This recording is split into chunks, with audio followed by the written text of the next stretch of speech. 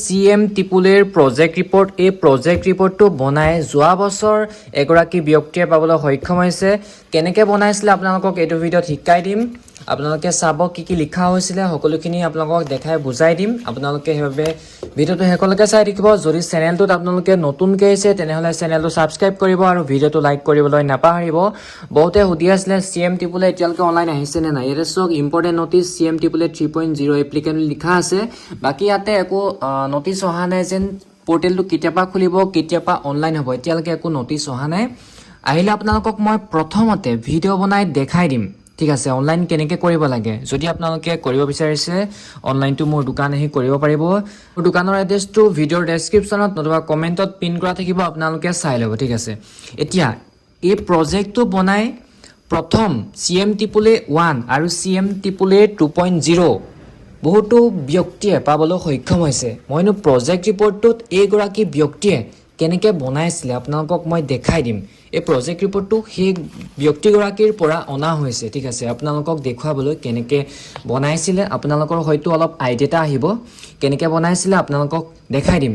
সেইবাবে আপোনালোকে ভিডিঅ'টো এটা লাইক কৰিবলৈ আৰু চেনেলটো সাবস্ক্ৰাইব কৰিবলৈ নাপাহৰিব CM টিপুলে ভিডিঅ' আপোনালোকে পাই থাকিব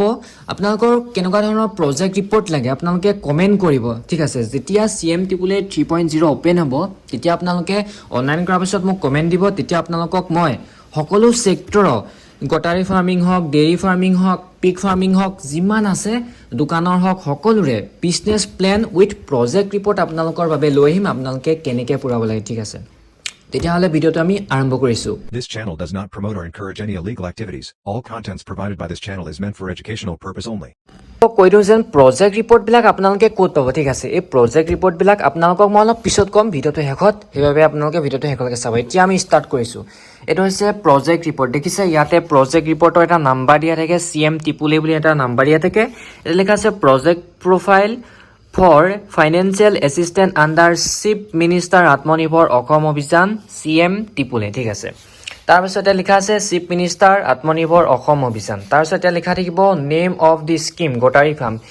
এই প্ৰজেক্টৰ নাম হৈছে স্কিমটো নেম হৈছে গটাৰী ফাৰ্মত টোটেল কিমান পইচা দিছে টোটেল প্ৰজেক্ট কষ্ট হয় 2,50,000 টকা ঠিক আছে আপোনালোকে দেখিব পাইছে তাৰ পাছত এটো ফ্ৰন্ট পেজ ঠিক আছে এনেকৈ বনাব লাগিব তাৰ পাছত ইয়াতে লিখা আছে প্ৰজেক্ট এট এ গ্লেন্স এটা লিখা আছে এক নম্বৰ নেম অফ দি এন্টাৰপ্ৰেনাৰ ইয়াতে নামটো লিখা আছিল এই গুটেখিনি ফিল কৰা আছিল ফিল কৰাখিনি মই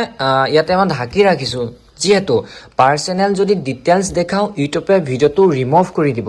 সেইবাবে মই পাৰ্সোনেল ডিটেইলছখিনি ঢাকি ৰাখিছো অলপ উলিয়াই ৰাখিছো ইয়াতে নেম অফ দি এন্টাৰপ্ৰেনাৰ মানে আপোনাৰ নামটো লিখিব গৈছে ঠিক আছে তাৰ পিছত 2 number constitution legal status individual থাকিব হিটো আপোনালোকে একো কৰিব নালাগে ঠিক আছে তাৰ পাছত 3 নম্বৰ ফাদাৰ্স স্পাউস নেম আপোনাৰ দেউতাৰ নামটো দিব পাৰে নতুবা স্পাউস নেমটো দিব পাৰে ঠিক আছে ইয়াতে নামটো লিখিব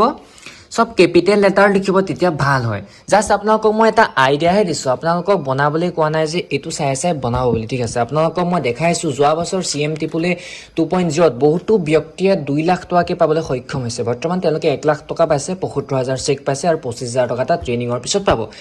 তাৰ পাছত বহুতো এতিয়া মানুহে অনলাইন কৰিব বিচাৰি আছে মোৰ দোকানো আহি আছে আৰু অনলাইন কেতিয়াবা হ'ব খুদি আছে জাস্ট আপোনালোকক মই প্ৰজেক্ট ৰিপৰ্টটোহে দেখাইছো ডেমোটোহে দেখাইছো এই যেন প্ৰজেক্ট ৰিপৰ্টটো বনাই মানুহে যেন পাবলৈ সক্ষম হৈছিলে তাকে মই দেখাইছো আপোনাৰ ক্ষেত্ৰত বেলেগ হ'ব পাৰে ঠিক আছে সকলো ডিস্ট্ৰিক্ট ওয়াইজ বস্তুটো প্ৰজেক্টটো বেলেগ হ'ব পাৰে যেটো মাৰ্কেট ষ্ট্ৰেটেজিখিনি থাকে এই বস্তুখিনি ডিস্ট্ৰিক্ট ওয়াইজ বেলেগ হ'ব জাস্ট আপোনালোকক মই দেখাই দিম কেনেকৈ বনাব লাগে অকমান আপোনালোকক মই মানে শিকাই দিম আপোনালোকে অলপ আইডিয়া পাব ঠিক আছে তাৰ পাছত ইয়াতে লিখা আছে কন্টাক্ট ডিটেইলছ 4 নম্বৰ যদি চাই লিখা আছে কন্টাক্ট ডিটেইলছ ইয়াতে ডিস্ট্ৰিক্ট আপোনালোকৰ ডিস্ট্ৰিক্টৰ নামটো লিখিব লাগিব ইয়াতে LAC আপোনালোকৰ LAC নামটো দিব লাগিব আপোনালোকৰ বিধানসভা সমষ্টিটোৰ নামটো লিখিব লাগিব ঠিক আছে ব্লক টাউন ইয়াতে আপোনালোকে খণ্ড বা আপোনাল টাউনখনৰ নামটো লিখিব পাৰে ভিলেজ ওয়াৰ্ড আপোনালোকৰ গাঁওখনৰ নামটোকে লিখিব PO পোষ্ট অফিচৰ নামটো লিখিব পিন আপোনালোকৰ পিন কোডটো নামটো ইয়াতে লিখিব ইমেইল আইডি আপোনালোকৰ ইমেইল আইডিটো লিখিব লাগিব তাৰ পাছত মোবাইল নং ইয়াতে মোবাইল নাম্বাৰটো লিখিব লাগিব 5 number location of the unit এতিয়া আপোনালোকে যে গটাৰী ফাৰ্মখন আপোনালোকৰ ক'ত কৰিব বিচাৰিছে মানে লোকেশনটো ক'ত আপুনি বনাই আছে ফাৰ্মিংখন তাৰে লোকেশ্যনটো ডিষ্ট্ৰিক্টটো দিছে একে দিব আপুনি যি দিয়াত তাকে দিব ঠিক আছে য'ত বনাইছে সেইটোৱে দিব LICটো দিব ব্লকটো দিব ভিলেজ নেমটো দিব পোষ্ট অফিচ পিন একে যদি আপুনি নিজৰ ডিষ্ট্ৰিক্টতে নিজৰ গাঁৱতে বনাইছে নিজৰ ঘৰতে বনাইছে এই বস্তুখিনি সেম দিব ঠিক আছে তাৰপিছত নিয়েৰেষ্ট ভেটেৰিনেৰী চেণ্টাৰ আপোনাৰ ওচৰে পাজৰে থকা ভেটেৰিনেৰী চেণ্টাৰটো নাম লিখিব লাগিব ঠিক আছে যদি নাজানে আপোনালোকে সুধি ল'ব 7 নম্বৰ এক্সিষ্টিং বেংক ডিটেইলছ আপোনাৰ বেংক একাউণ্টৰ ডিটেইলছখিনি দিব লাগিব ইয়াতে একাউণ্ট নাম্বাৰটো লিখিব লাগিব বেংক এণ্ড ব্ৰাঞ্চ আপোনাৰ বেংকৰ নামটো আৰু ব্ৰাঞ্চটো নাম লিখিব লাগিব IFSC কোডটো লিখিব লাগিব 8 নম্বৰত দিছে প্ৰপ'জ এক্টিভিটি ইয়াতে গোটাৰী ফাৰ্ম ঠিক আছে গোটাৰী ফাৰ্মৰ বাবে আমি এপ্লাই কৰিছিলোঁ ইয়াতে 9 নম্বৰ কৈছে cost of the projectটোৰ cost হৈছে 2,50,000 টকা এপ্ৰক্স ঠিক আছে তাৰপিছত ইয়াতে লিখা আছে গভৰ্ণমেণ্ট সাবসিডি 1 লাখ টকা দিয়া আছে বেংক লোন দিয়া আছে 1.5 লাখ টকা টোটেল হ'ব 2,50,000 টকা ঠিক আছে এটো এনেকে যেনেকে লিখা আছে তেনেকে আপোনালোকে লিখি থাকিবলৈ দিব তাৰপিছত 11 নম্বৰত পে বেক পিৰিয়ড 5 years এটো 5 years এই প্ৰজেক্ট ৰিপৰ্টটো মই কোপা লৈছো আপোনালোকক মই দেখাই দিম ঠিক আছে তাৰপিছত ইয়াতে আপোনালোকে এটো বেকগ্ৰাউণ্ডটো যেনেকে আছে তেনেকে ৰাখিব তাৰপিছত ইয়াতে আহিলে মাৰ্কেট ষ্ট্ৰেটেজি খিনি দিব লাগিব ঠিক আছে এটা কৈছে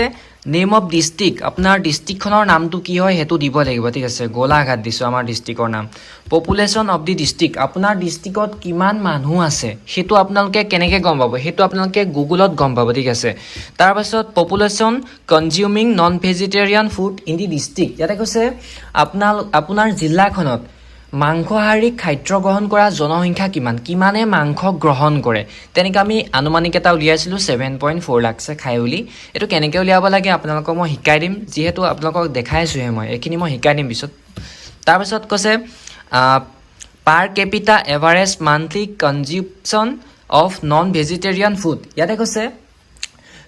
পাৰ কেপিটা জনমূৰি গড় মাহিলী মাংসহাৰী খাদ্যৰ কিমান ব্যৱহাৰ হয় হেতু সুধিছে আমি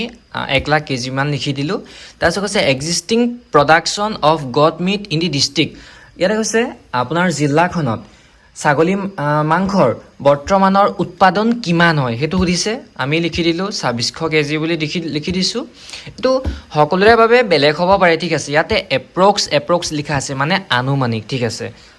এক্সাক্টটো কোনেও ক'ব নোৱাৰে ঠিক আছে তাৰ পাছত এটো কলো ন এটাত লিখা আছে target market of the applicant within the district আৰু আউটসাইড দা ডিস্ট্ৰিক্ট ইয়াতে কৈছে আবেদনকাৰীৰ লক্ষ্য আপুনি কিমান বেচিব বিচাৰিছে আপোনাৰ নিজৰ ডিস্ট্ৰিক্টখনৰ ভিতৰত আৰু বাহিৰত আমি ডিস্ট্ৰিক্টখনৰ ভিতৰত ছাগলী মাংসটো 200 কেজি বেচিব বিচাৰিছো মানে হেতু আমি আনুমানিক দিছো ঠিক আছে বেছি হ'ব পাৰে তাতকে কম হ'ব পাৰে ঠিক আছে আমি এস্টিমেট বাজেট এটা বনাই আছো তাৰপিছত কৈছে name of major markets restaurant chains for sale of goat meat এতিয়া আপুনি ক'ত মানে বস্তুটো বেচিব বিচাৰিছে আমি লিখিছো নুমলীগড় লিখিছো বুকাঘাট গোলাঘাট টাউন তেনেকৈ লিখিছো আপোনালোকৰ হেতু দিব পাৰে তেনেকৈ এই বস্তুখিনি সবৰে ক্ষেত্ৰত বেলেগ হ'ব পাৰে জাস্ট আপোনালোকক এনেকুৱা এটা আমি আনুমানিক মানে মাৰ্কেট ষ্ট্ৰেটেজিখিনি দিলো এতিয়া বহুতে সুধিব পাৰে মাৰ্কেট ষ্ট্ৰেটেজি মানে কি মাৰ্কেট ষ্ট্ৰেটেজি মানে হৈছে বজাৰ কৌশল এতিয়া সহজ ভাষাত ক'বলৈ গ'লে এটা ব্যৱসায়ে নিজৰ সামগ্ৰী বা সেৱাসমূহ কেনেকৈ গ্ৰাহকৰ ওচৰলৈ লৈ যাব আৰু বিক্ৰী বৃদ্ধি কৰিব তাৰ বাবে কৰা পৰিকল্পনাকে মাৰ্কেট ষ্ট্ৰেটেজি বুলি কোৱা হয় ঠিক আছে আপোনালোকে বুজিলে মাৰ্কেট ষ্ট্ৰেটেজি মানে কি তাৰ পাছত এখিনি আপোনালোকৰ বাবে বেলেগ হ'ব পাৰে সকলোৰে বাবে বেলেগ হ'ব পাৰে ঠিক আছে কম বেছি পৰিমাণৰ হ'ব পাৰে তাৰ পাছত 5 নম্বৰ পেজটো তেনেকৈ থাকিব এই 6 নম্বৰ পেজটো তেনেকৈ থাকিব 7 নম্বৰ পেজটো তেনেকৈ থাকিব একেবাৰে শেষত এই বস্তুখিনি সব বনাই থোৱাই থাকে ঠিক আছে প্ৰজেক্ট ৰিপৰ্টটোত ফৰমেট দিয়ে সেই ফৰমেটৰ মতে আমি বনাইছো একেবাৰে লাষ্টত